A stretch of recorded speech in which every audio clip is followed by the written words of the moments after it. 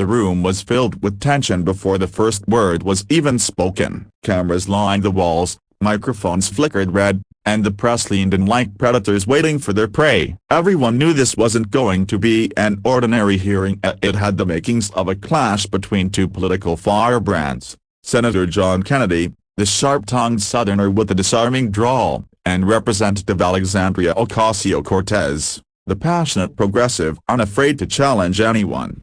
When it was her turn to speak, Ak leaned back in her chair, her eyes narrowing slightly as she sifted through notes. Then, with the tone dripping with irony, she referenced Kennedy's past and not his policies, not his arguments, but his struggles. Growing up poor in rural Louisiana, she chuckled, shaking her head. "Senator," she said, loud enough for the cameras to capture, "with all due respect, you talk about hard work and values, but let's be honest, those folksy stories about growing up with nothing sound more like campaign theater than reality. Do you expect people to believe you clawed your way from a dirt farm to this room without privilege lending you a hand?" The words struck the air like lightning. A few people laughed nervously, others gasped. And then it happened. John Kennedy, calm as a still lake, removed his glasses and placed them gently on the desk. He didn't flinch. He didn't frown. Instead, he leaned forward, his eyes fixed on hers with the weight of a man who had carried burdens she couldn't yet imagine. "Congresswoman,"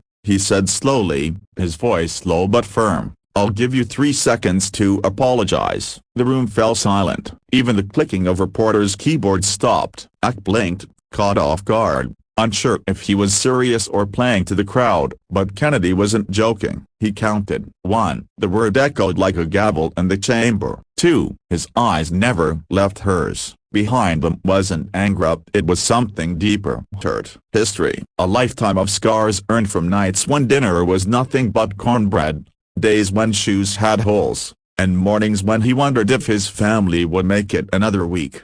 3. He paused, and the silence weighed heavier than thunder. Then, with quiet resolve, Kennedy began to speak, and not in defense, not with anger, but with truth. "Congresswoman, when I tell people I grew up in poverty, it's not a performance, it's a memory. I remember walking to school in the rain because we didn't own a car. I remember my mother crying because she couldn't afford medicine. I remember working before sunrise and after sunset because the choice wasn't between college and a job, it was between food and hunger." So if my story sounds unbelievable to you, that says more about how far removed some of us are from the reality millions of Americans live every day.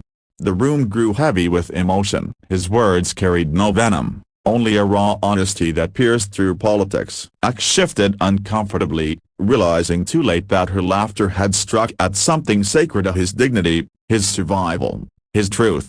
Kennedy continued, his voice rising only slightly. "I didn't claw my way here because of privilege. I clawed my way here because I refused to quit. Because every no I heard became fuel for the next fight. And I stand here, not for myself, but for every kid in America who's being told they'll never be more than what they were born into."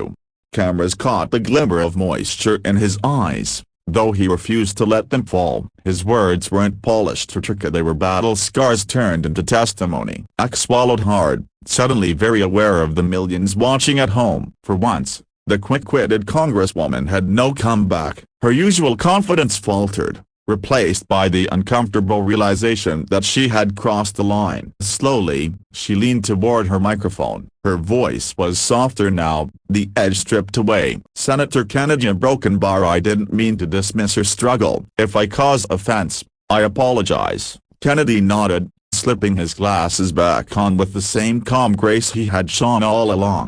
"Apology accepted," he said simply.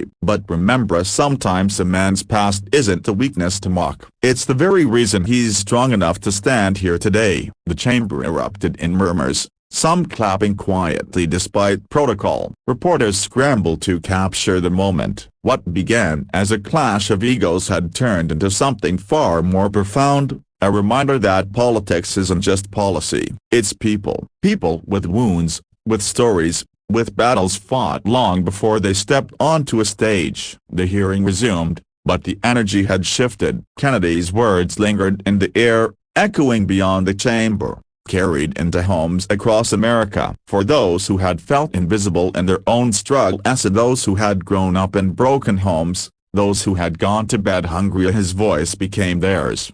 And for AOC, the moment became a lesson, that every opponent is more than a headline, more than a rival. Behind every face is a past that demands respect. By the end of the day, the story dominated headlines. Some focused on the clash, others on the apology, but the message that rang the loudest was Kennedy's: hardship is not something to laugh at, it's the foundation of resilience. And as the cameras dimmed and the chamber emptied, John Kennedy stood a little taller, not because he had won an argument, but because he had spoken for those who still hadn't found the strength to speak for themselves.